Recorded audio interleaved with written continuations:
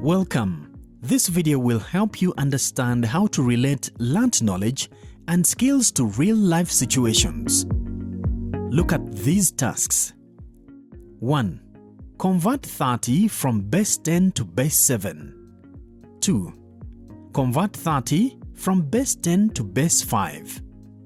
Instead of merely asking learners to convert from one base to another, competence-based teaching and learning should relate these concepts to real-life situations.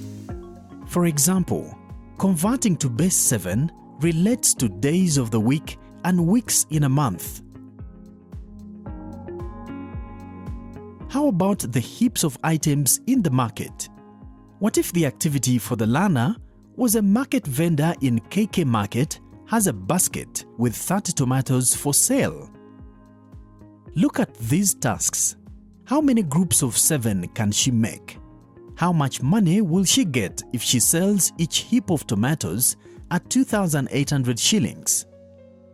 Advise her on how she can group the tomatoes in a season when tomatoes are scarce. Justify your answer.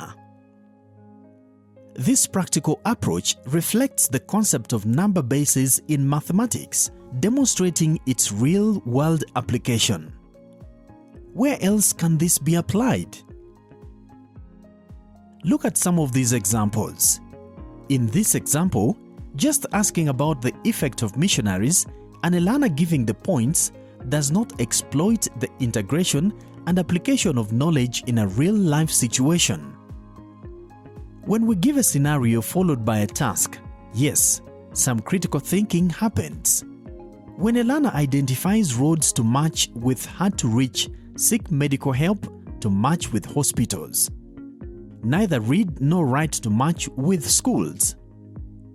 Then, this is the learning we are looking for in CBC. Note that the scenario should focus the learner to the specific areas in which to demonstrate competencies. Not all points must be exhausted, because some are irrelevant to the scenario at hand. This makes it a higher order activity. Let's look at another example. Look at these questions as used in knowledge-based assessment. Identify features on a map. How is this applied in real life? Measure the distance. Then what? The above questions assess the learner's ability to read a map.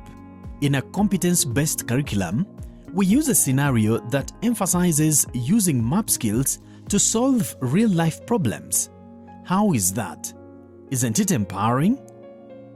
We have explored how scenario-based learning bridges the gap between theory and practice, making education more engaging and relevant. Thank you for watching.